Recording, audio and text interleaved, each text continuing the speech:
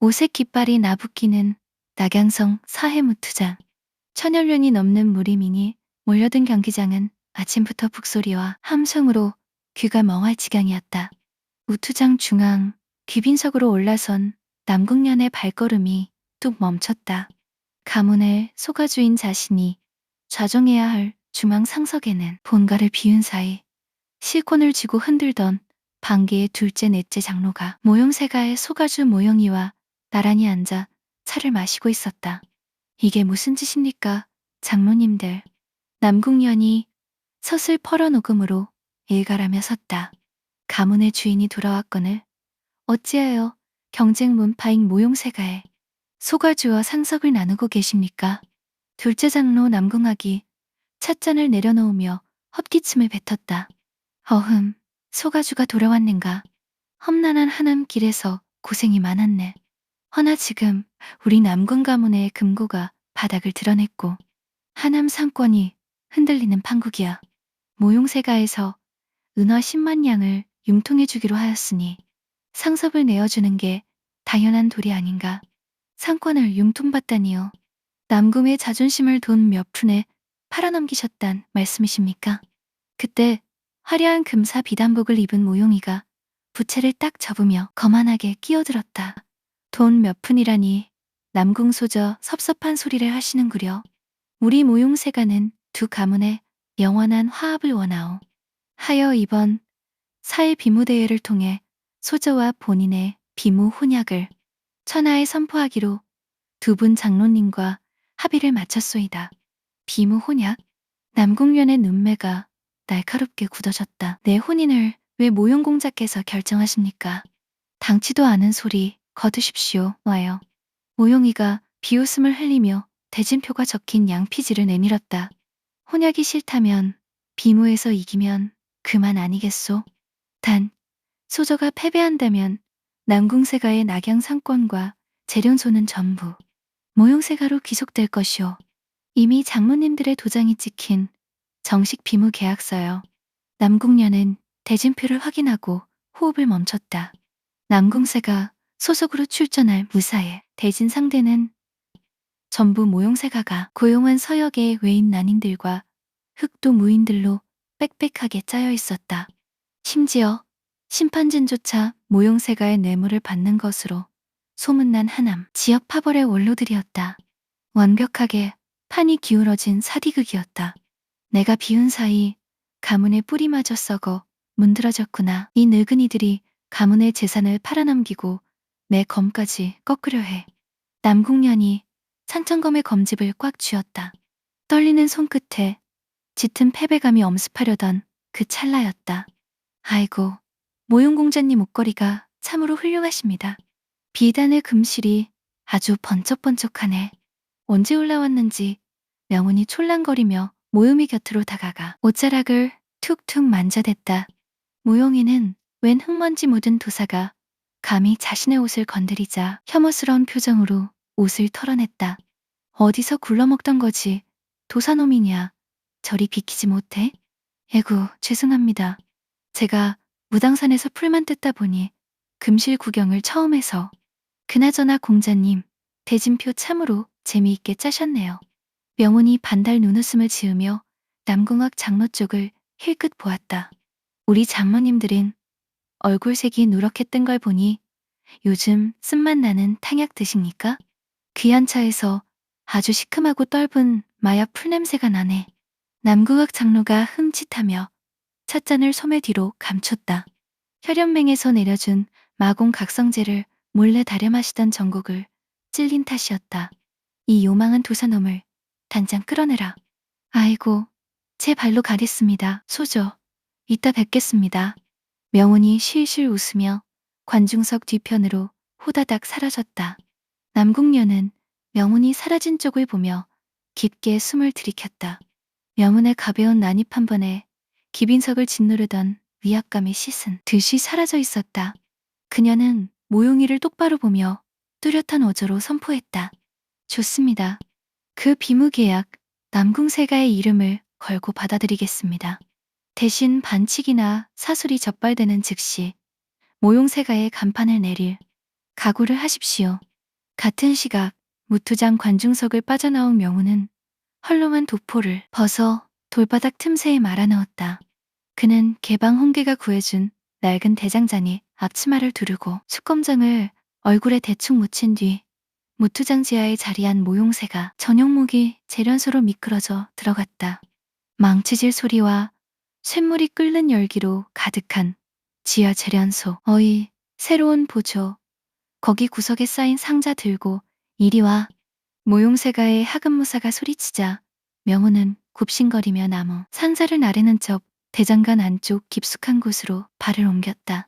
그곳에는 내일 비무대회 결승에서 모용공자가 사용할 최상급 철검이 벼려져 있었다. 명훈의 눈매에서 촌극의 웃음기가 사라졌다.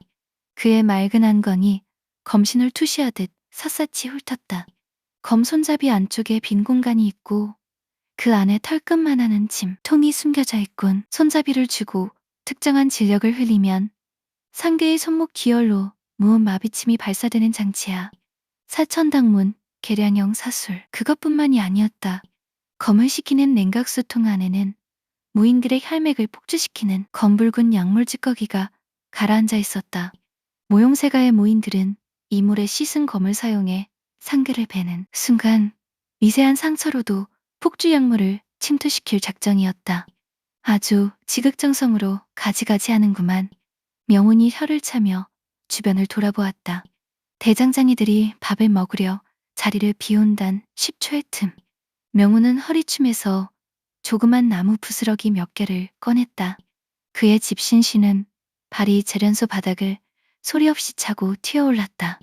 소요유 보법이 허공에 잔상조차 남기지 않고 검갑한 데를 스쳐 지나갔다. 명운의 지끝에서 뻗어나온 정교한 유광이 검손잡이 내부에 마비친 중추 톱니바퀴를 아주 미세하게 어긋나게 만들었다. 이어서 냉각수 통 속으로 무당산 백초단에 해독가루를 털어 넣고 나무 부스러기로 물길의 방향을 교묘히 비틀어 놓았다.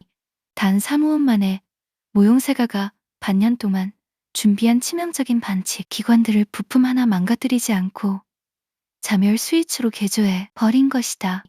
어이, 보조놈아, 거기서 뭐해? 무사가 돌아오며 호통을 치자 명우는 바닥에 엎드려 숯부스러기를 긁어모으는 흉내를 냈다. 아이고, 쇳똥이 바닥에 떨어져서 주우려고 했습니다. 아주 대장간이 번쩍번쩍합니다. 칠칠치 못한 놈 같으니 당장 수치나 더 실어와. 예예. 명우는 굽신거리며 재련소를 빠져나왔다. 지하 계단을 올라와 다시 낡은 도포를 걸친 그의 눈동자 깊은 곳에 서늘한 조소가 맺혔다. 내일 모용공자가 검 스위치 누를 때 표정이 아주 볼만하겠군. 위에서는 남궁련의 천풍검이 정면으로 적을 맞이하고 아래에서는 명운의 헐렁한 빗자루가 사디극의 뿌리를 쓸어담고 있었다. 사회비무 대회의 진정한 혈투는 이미 시작되어 있었다.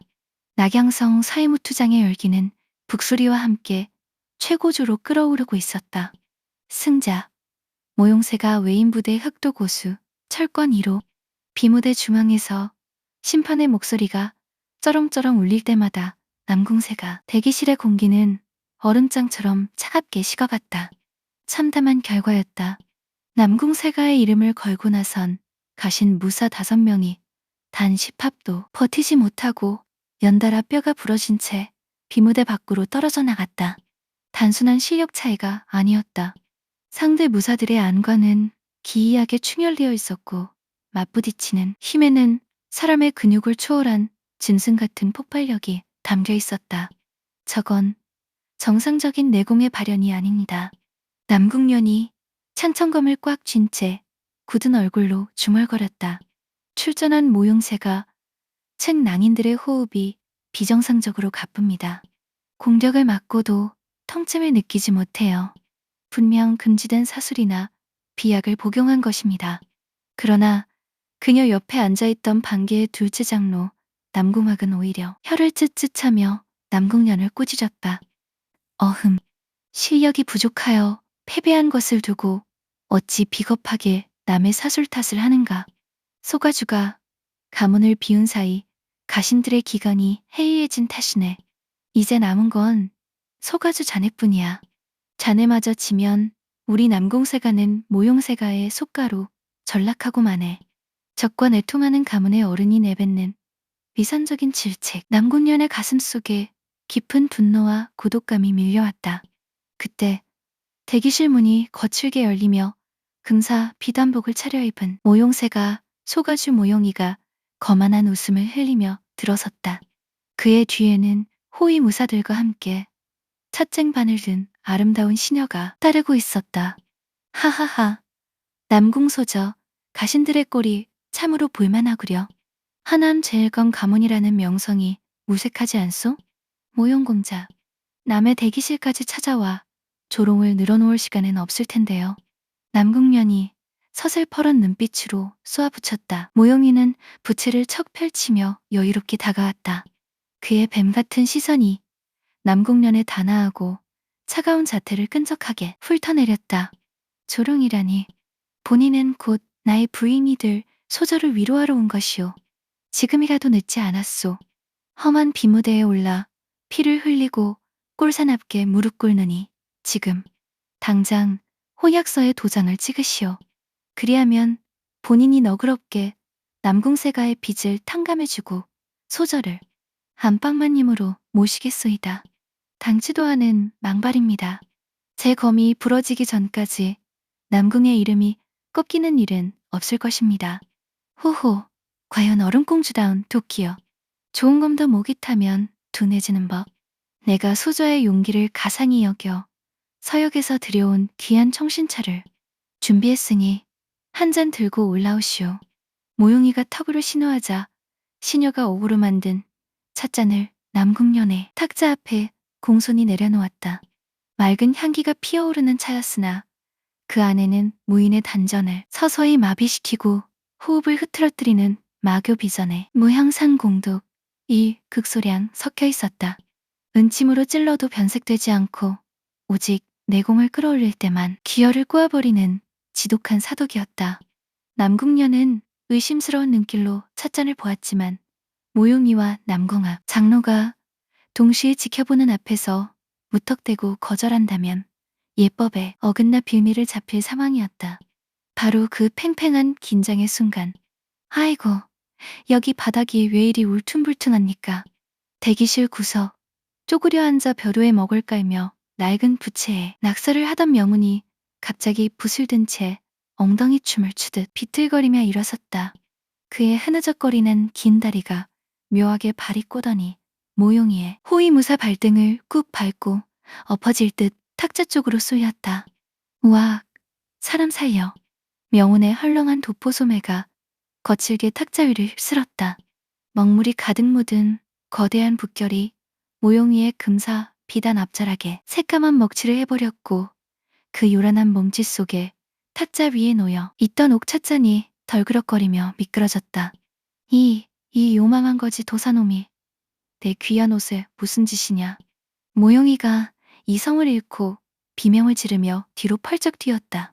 모두의 시선이 까맣게 더럽혀진 모용이의 비단옷과 호들갑을 떠는 명운에게 쏠린 단 0.5초의 찰나, 명운의 왼손 소매 속에서 눈에 보이지 않는 아주 미세하고 유연한 진기가 흘러나왔다.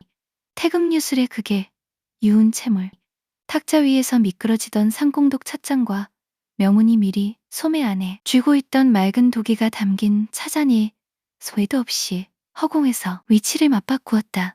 탁자 위에는 조금의 흘림도 없이 완벽하게 맑은 찻잔이 안착했고 독이 든 찻잔은 이미 명운의 깊은 도포소매 속으로 흔적 없이 사라진 뒤였다. 화경을 넘어선 자만이 구사할 수 있는 완벽한 손기술이었다. 아이고, 죄송합니다, 공자님. 제가 붓글씨 연습하다가 다리에 쥐가 나서. 명운이 바닥에 납작 엎드려 모용 위에 먹묻은 바짓가랑이를 더러운 소매로 닦아내려 발버둥 쳤다. 더러운 손 치워라. 당장 저 잡놈을 쳐 죽여라. 모용이가 뒤길이 날뛰자 남궁학 장로가 황급히 무사들을 시켜 명운을 대기실 밖으로 끌어내게 했다. 끌려가면서도 명운은 뒤를 돌아보며 윙크를 날렸다. 소적, 차 식기 전에 어서 드십시오. 아주 목구멍이 시원해질 겁니다. 남궁년은 난장판이 된 대기실 속에서 홀로 정적을 유지했다. 그녀는 짐작했다. 조금 전 도사님이 보여준 요란한 광대짓은 분명 저 찻잔 속에 숨겨진 맹독을 무력화하기 위한 기인의 연극이었음을. 그녀는 망설임 없이 탁자 위에 차를 들어 단숨에 마셨다. 목구멍을 타고 넘어오는 것은 서늘한 맹독이 아니었다. 맑은 새벽 비바람을 머금은 듯한 무당산 정수의 청량함이었다. 마시는 순간 전신의 기혈이 상쾌하게 열리고 허벅지 부상에 피로까지 단숨에 씻겨나가는 완벽한 도가 영화의 기운이었다. 차를 다 마신 남궁년을 확인한 모요미는 차가운 미소를 지었다. 어리석은 계집, 내 차를 마셨으니 이제 비무대에 올라 내공을 끌어올리는 순간 반전이 마비될 것이다. 내년을 무릎 꿇리고 마닌 앞에서 굴욕을 주마. 그는 먹물이 묻은 옷을 털어내며 살깃된 목소리로 뱉었다. 차 맛이 좋았기를 바라오, 소저. 비무대 위에서 뵙겠소. 모용이 일행이 빠져나가자 남궁년은 천천히 자리에서 일어섰다. 허리에 찬 창천검에서 청명한 파고음이 흘러나왔다. 대기실 밖으로 나온 남궁년의 앞길에 흙먼지를 털고 벽에 기대어 있던 명운이 씩 웃으며 섰다. 소저, 차 맛이 어떻습니까? 세상에서 가장 달고 맑은 차였습니다. 도사님. 아이고, 다행이네. 모용공자 놈이 돈이 많아서 아주 좋은 차를 샀나 봅니다. 자, 가서 저 건방진 놈들 콧대를 싹 꺾어버리십시오. 남궁년이 고개를 끄덕이고 결연한 발걸음으로 환호성이 쏟아지는 사해무투정 중앙 비무대를 향해 나아갔다. 그 뒷모습을 지켜보는 명운의 얼굴에서 실없는 웃음기가 조용히 지워졌다. 그는 소매 속에서 꺼낸 맹독 찻잔의 차를 바닥에 툭 쏟아부었다. 돌바닥에 닿은 차가 하얀 거품을 일으키며 독한 도끼를 뿜어냈다. 위에서 쓰는 사기수법은 이걸로 끝. 명운의 시선이 무트장 마루 및 어둡고 깊은 지하를 향해 꽂혔다. 이제 아래쪽 쥐새끼들이 준비한 괴물놈을 구경하러 가볼까. 그의 낡은 도포자락이 바람을 안고 비무대 코너 그림자 속으로 매끄럽게 스며들었다. 와, 남궁소자다. 하남 제일검 남궁세가의 소가주가 드디어 비무대에 올랐다. 낙양 사해무투장을 가득 메운 군중들의 환호성이 하늘을 찔렀다. 비무대 중앙에 선 남궁년은 꼿꼿한 자세로 창천검의 검자루를 잡고 있었다. 모용이가 준비한 상공독을 묘문이 도가 영약으로 바꿔치기 한 덕분에 그녀의 단전 속 기혈은 그 어느 때보다 청명하고 충만하게 돌고 있었다. 남궁세가 소가주 남궁년 출전합니다. 그녀의 낭랑한 선언과 함께 모용세가 측에서 내보낸 흑도 고수가 포효하며 덤벼들었다. 위쪽 빙우대에서 날카로운 검그금이 터져나오는 그 시각, 무투장 가장 깊은 곳, 지하 수로와 맞닿아 있는 모용세가의 비밀무기고 겸 재련소. 어이쿠, 죄송합니다. 마달이 미끄러워서. 어둠 속에서 낡은 빗자루 하나를 든 사내가 바보처럼 허둥거리며 지하 창고 복도로 굴러들어왔다. 얼굴에 검댕을 칠한 명운이었다. 창고 앞을 지키던 모용세가의 정예 무사들이 인삼을 구기며 칼자루에 손을 얹었다. 이놈, 여긴 대외 첨가자의 비장의 무기들이 보관된 금지구역이다. 청소부 따위가 어찌 들어왔느냐. 아이고, 위쪽 관중석에서 누가 닭뼈를 버려가지고 청소하다 굴러떨어졌습니다. 나가겠습니다. 명운이 빗자루를 떨어뜨리며 무사들 앞을 지나치는 척 비틀거렸다. 그의 집신씨는 발끝이 복도 바닥에 조그만 돌부리를 차는 순간 눈에 보이지 않는 미세한 태극 진기가 무사들의 허리춤 맹장혈을 가볍게 훑고 지나갔다. 갑자기 배가. 나도 식중독인가. 어서 변소로. 두 무사는 사색이 되어 복도 끝 똥통을 향해 주랭랑을 쳤다. 텅 빈 창고 복도에 남은 명운은 빗자루를 똑바로 쥐며 허리를 폈다. 그의 멍청하던 눈빛이 단숨에 차가운 심연으로 변모했다. 무기고 문을 열고 들어서자 시큼하고 썩은 피냄새가 진동을 했다. 창고 안쪽 재단 위에는 내일 결승전에서 남궁련을 상대할 모용세가의 비밀 병기, 이른바 철혈개인이 찰 것들이 정갈하게 놓여 있었다. 명호는 탁자 위에 놓인 검붉은 환약 상자를 뚜껑 열었다. 단번에 콧결을 찌르는 사악하고 비릿한 도끼, 마교 수뇌부에서만 유통된다는 금단 비약, 마혈환이었다. 사람의 통증을 지우고 근육과 내공을 서너 배 강제로 폭풍처럼 부풀리는 비약. 이걸 먹은 무사는 이성을 잃고 오직 찰력만 하는 괴물이 되지. 영혼이 덤덤하게 읊조렸다. 모용세가는 남궁련의 실력을 정면으로 꺾을 수 없음을 알기에 혈영맹에서 지원받은 이 마혈안을 난인에게 먹여 남궁련을 사살하거나 폐인으로 만들 작정이었다. 그뿐만이 아니었다. 탁자 옆에 놓인 거대한 톱날 대검의 검막 안쪽에는 검을 맞대는 순간 상대의 눈으로 맹독성 독사 연기를 뿜어내는 도관무 기관이 숨겨져 있었다. 빳빳한 우리 소저가 이런 더러운 짓거리에 당하면 아주 서럽게 우시겠군. 명훈이 붓과 가위 조각을 꺼내들었다.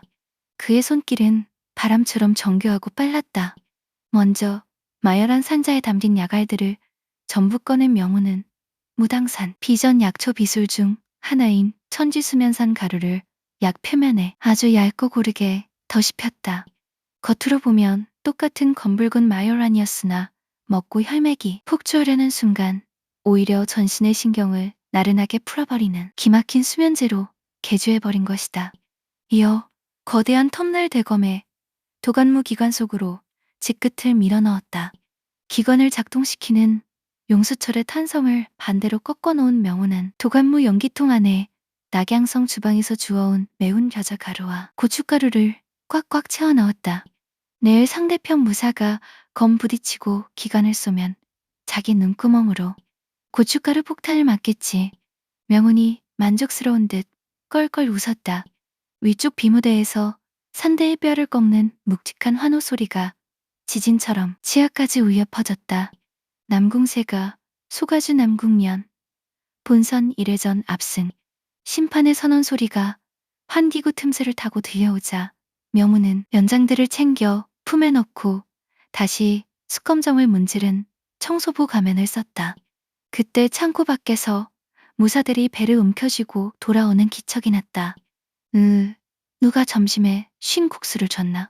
어이, 거기 청소부 아직도 안 나갔냐? 무기고 문이 열렸을 때 명훈은 빗자루로 바닥을 벅벅 쓸며 구석에서 떨고 있었다. 아이고, 쥐새끼가 한 마리 도망가서 그거 잡느라 늦었습니다. 나갑니다. 나가요. 명훈이 엉거주춤 복도를 빠져나갔다. 그의 빗자루 끝에 걸린 흙먼지 사이로 내의 모용세가를 완벽한 자멸의 늪으로 빠뜨릴 거대한 광대의 판이 완성되어 가고 있었다. 지하수로 입구로 나온 명훈은 호리병을 흔들며 맑은 공기를 들이켰다. 저 멀리 비무대를 내려오는 남궁련의 푸른 장포가 보였다. 그녀의 검 끝에는 망설임 없는 청명함이 깃들어 있었다. 강하게 베는 건 소저가 하십시오. 밑바닥 구멍은 이 헐렁한 도사가 막을 테니. 명훈이 반달는 웃음을 지으며 군중 속으로 사라졌다. 낙양성 사회 비무대회 첫날 본선이 끝나고 밤이 찾아왔지만 천양루 후원의 공기는 팽팽한 당겨진 활시위처럼 위태로웠다. 달빛 아래 남궁련이 홀로 창천검을 휘두르고 있었다. 낮의 예선 대결에서 그녀는 압도적인 실력으로 모용세가의 낭인 무사들을 베어 넘겼으나 승리한 뒤에도 마음속 불안감은 전혀 사라지지 않았다. 결승전 상대로 낙점된 서역 출신의 거한 벼로 혈마신이라는 사내가 내뿜던 기이하고 불길한 기운 때문이었다. 그자의 안광은 사람의 것이 아니었다. 살이 베어도 웃음을 터뜨리며 뼈를 부수는 짐승이었어. 내 검기가 조금이라도 얕게 들어가면 그 반동에 내 단전마저 부서질 것이다. 초조함과 자중질환에 빠진 남궁련의 검로가 점차 거칠고 위태로워졌다.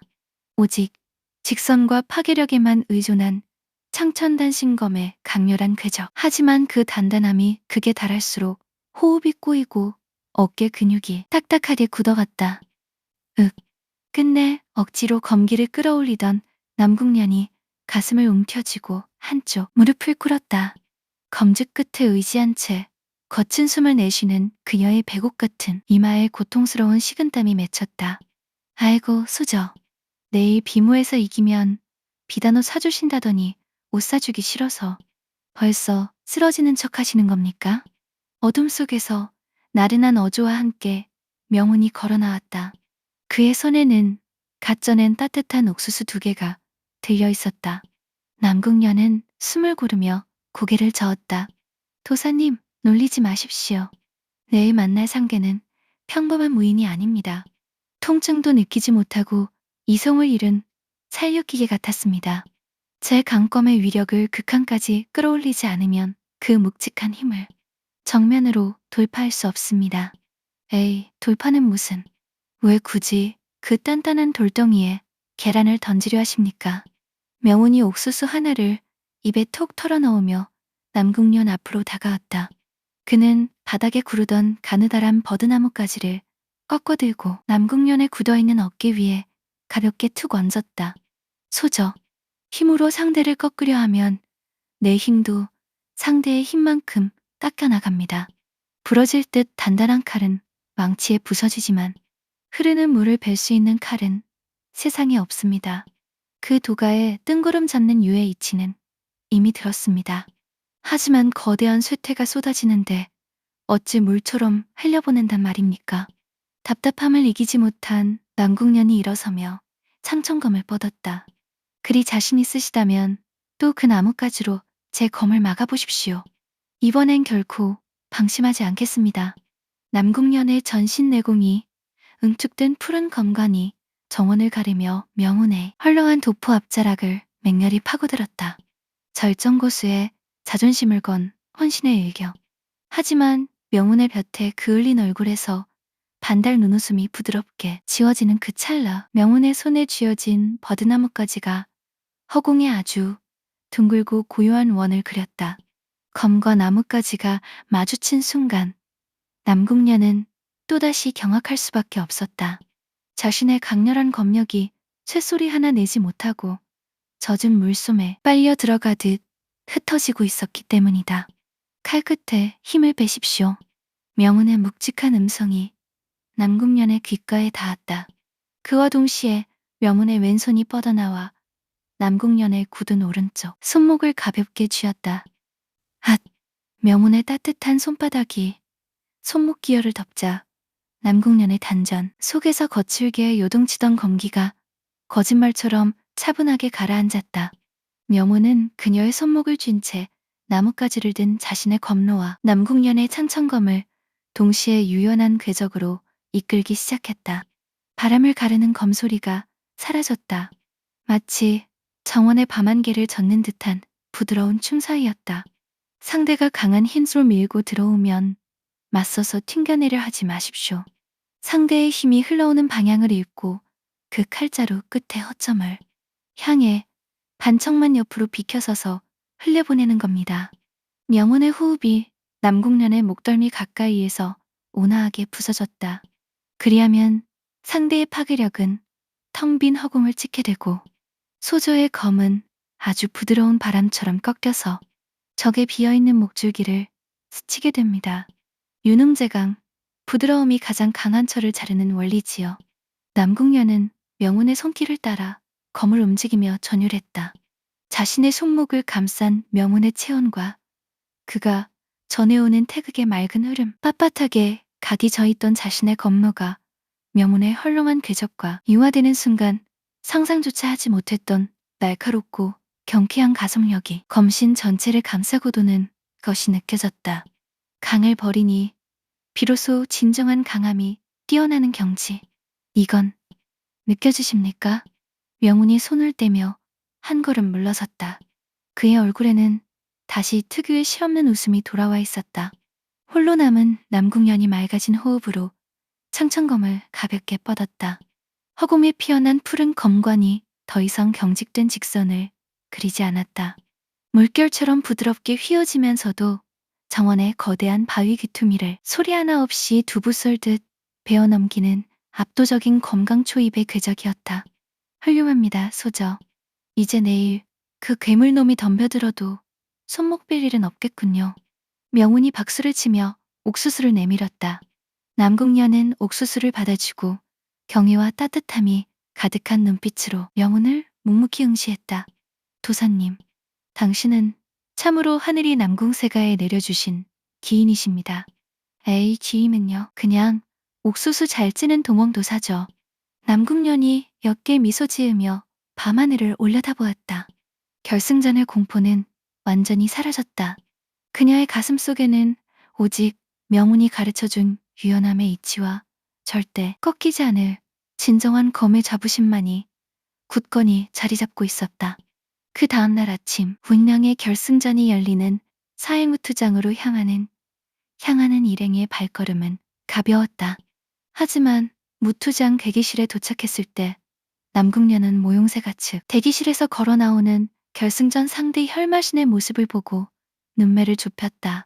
명운이 어젯밤 몰래 지하무기고에서 마혈환을 수면제로 바꿔치기 하고 반칙장치를 고장냈다는 사실을 꿈에도 모르는 모용이는 승리를 확신한 듯 오만한 미소를 지으며 남궁년을 향해 외쳤다. 남궁소저, 드디어 가문의 운명이 갈릴 마지막 무대여. 준비는 되셨소. 남궁년은 명운이 만들어준 벽사목 부채술을 매만지며 차분하고 맑은 목소리로 답했다. 준비는 이미 끝났습니다. 모용공자. 오늘 비무대 위에서 진정한 강함이 무엇인지 제 검으로 증명해 보이겠습니다. 무투장의 거대한 북소리가 3번 울리며 천하를 뒤흔들 운명의 결승전 막이 웅장하게 열리고 있었다. 낙양 사해 무투장을 뒤흔드는 거대한 북소리와 함께 천여 명의 무리민들이 쏟아내는 함성이 하늘을 찔렀다. 결승전 개막, 하남 남궁세가 대모용세가 비무대 중앙으로 걸어 올라온 남궁년의 백색 창포가 바람에 맑게 나부꼈다. 어젯밤 명운에게 전수받은 UH 덕분인지 그녀의 어깨에는 한치의 경직도 없었다. 오직 차분하고 맑은 눈빛만이 눈앞의 상글을 꿰뚫고 있었다. 그 맞은편에서 거친 짐승의 숨소리와 함께 쿵쿵 마루를 울리며 거한 하나가 모습을 드러냈다. 서역 출신의 흑도 고수 배로 혈마신. 머리를 빡빡 깎고 상반신을 적나라하게 드러낸 그의 몸에는 온갖 흉터가 뱀처럼 얽혀 있었고 손에는 어깨너비만한 거대한 철감이 쥐어져 있었다. 귀빈석에 앉은 모용이는 부채를 흔들며 부문주 영감들과 눈빛을 교환했다. 어제 지하 무기고에서 내 낭인에게 마교비전의 마혈안을 정량보다 2배나 털어먹였다. 지금쯤 약효가 뼛속까지 돌아 단전이 끓어오르고 있을 터 저 깐깐한 얼음공주의 검을 단 하나배 박살내주마. 비무대 아래 관중석 구석. 아이고, 저 털보 아저씨 참으로 우락부락하게 생겼네. 소저, 쫄지 마십시오. 명운이 꿀떡을 씹으며 호들갑을 떨었다. 그 옆에서 당소소가 걱정스러운 얼굴로 명운의 옷자락을 쥐었다. 도사오라버니, 저 서역 괴물덩치 좀 봐. 숨 쉴 때마다 입에서 시큼한 냄새가 여기까지 나는데 진짜 괜찮을까? 헤이, 겉만 번지르르한 빈 깡통입니다. 지켜보십시오. 명운이 반달 눈웃음을 짓는 순간 심판의 깃발이 펄럭이며 시작을 알렸다. 비무 개시. 크우움, 죽어라 계집. 헬마신이 짐승 같은 포효를 터뜨리며 바닥을 걷어찼다. 무거운 철검이 허공을 가르며 남궁년의 정수리를 향해 벼락처럼 내리꽂혔다. 보통의 강건무인이라면 정면으로 막다칼과 뼈가 동시에 부러질 압도적인 하중이었다. 그러나 남궁년은 미동조차 하지 않았다. 철검이 머리에 닿기단 반 발자국 전 그녀의 오른발이 미끄러지듯 반척 비켜서며 창천검을 부드럽게 뻗어올렸다. 명운이 가르쳐준 유능제강의 궤적. 창천검이 철검의 묵직한 칼련면을 가볍게 툭 밀어내자 헬마신의 거대한 공격 궤도가 소용돌이에 휘말린 듯 헛돌며 비무대 빈 바닥을 사정없이 내리치었다. 돌조각이 튀고 흙먼지가 솟구쳤다. 중심을 잃고 앞으로 쏠린 혈마신의 등 뒤를 남궁년의 청풍검이 가볍게 스치고 지나갔다. 등짝에 얕은 검상이 나며 붉은 피가 배어나왔다. 관중석에서 남궁세가를 응원하는 함성이 터졌다. 하지만 모용이는 여유를 잃지 않고 찻잔을 들었다. 상처를 입혔다 생각하겠지. 허나 마효란을 먹은 자는 피를 볼수록 광기가 폭발해 힘이 서너 배로 커진다. 과연 모용이의 기대대로 상처를 입은 혈마신이 눈동자를 희번덕거리며 괴성을 질렀다. 크아, 피다. 내 힘을 보여주잉? 혈마신이 광기를 터뜨리며 대검을 붕붕 돌리려던 바로 그 찰나였다. 갑자기 그의 거대한 몽구집이 엿가락처럼 휘청거리더니 눈꺼풀이 천근만근 무거워지며 아래로 턱 꼬꾸라졌다. 왜 이리 졸리지? 하악. 혈마신이 무거운 대검을 툭 떨어뜨리고는 비무대 한가운데에 쭈그려 앉아 하품을 쩍 해댔다. 어젯밤 명운이 마혈왕 겉면에 듬뿍 발라놓았던 무당산 비전, 수면제, 천지수면산의 약효가 극렬한 운기와 함께 기혈을 타고 신매까지 완벽하게 퍼져버린 것이다. 혈마씨는 끝내 비무대 바닥에 대자로 뻗어 코를 골며 깊은 낮잠에 빠져들었다. 천여 명이 넘는 군중들이 숨을 죽였다. 무투장 전체에 칠흑 같은 정적이 감돌았다. 천하제일의 비무 결승전에서 흉포한 흑두 고수가 대결 시작 2안 만에 바닥에 엎드려 잠을 자는 기상천외한 광경이 벌어진 것이다. 푸하하하. 관중석 구석에서 명운의 요란한 웃음소리가 정적을 깼다. 아이고, 저 양반 어제 밤새 낙양성 구경하느라 잠을 못 잤나 봅니다. 비무대 위에서 침 흘리고 자네. 당소소 역시 배를 잡고 구르며 낄낄거렸다. 뭐야 저게. 덩치는 산만한 게 완전 아기처럼 자잖아. 귀빈석에 앉아있던 모용이의 얼굴이 숯건정처럼 새까맣게 타들어갔다. 그는 찻잔을 으스러져라 주며 덜덜 떨었다. 저 병신놈이 마혈환을 먹고 폭주를 해야지. 왜 잠을 쳐자고 있어. 일어나라. 당장 일어나서 저 계집을 베어라. 모용이가 악을 썼지만 천지수면산에 취해 골아떨어진 헬마씨는 벼락이 쳐도 일어날 기색이 없었다. 남궁녀는 검을 거둔 채 황당한 표정으로 쓰러져 자는 혈마신을 내려다보았다. 그리고 관중석에서 박수를 치며 실실 웃고 있는 명운 쪽을 힐끗 보았다. 또 도사님의 손길이구나. 저자가 먹었어야 할 독약이나 비약을 도사님께서 언제 어떻게 수면제로 바꿔치기 하신 건지 감히 가늠조차 되지 않는다. 남궁녀는 은인의 깊고 유쾌한 안배에 감사하며 심판진을 향해 고개를 돌렸다. 상대가 전의를 상실하고 쓰러졌습니다. 판정을 내려주십시오. 정상적이라면 당연히 남궁년의 완승으로 끝나야 할 순간이었다. 하지만 모용위의 뇌물을 배부르게 얻어먹은 심판장이 식은땀을 흘리며 눈치를 보더니 깃발을 엉뚱하게 흔들며 궤변을 토해냈다. 잠깐 판정을 보류한다. 보류라니요? 남궁세가의 소가주가 비겁한 사수를 썼다. 비무가 시작되자마자 정체불명의 수면가루를 뿌려 상대를 비열하게 잠재운 것이 명백하다. 이는 신성한 사회 비무대회의 규칙을 위반한 파렴치한 행위다. 뭐라 하셨습니까? 남궁년의 오금에 짙은 분노가 서렸다. 관중석에서도 무슨 헛소리냐. 칼 한 번 맞고 본인이 졸려서 쓰러졌는데 왜 남궁소저 탓이냐. 라며 야유가 쏟아졌지만 심판장은 무장한 비무대의 호위무사 수십 명을 비무대 위로 부리며 억지를 부렸다. 모용이가 자리에서 박차고 일어나 삿대질을 해댔다. 심판장의 판정이 옳다.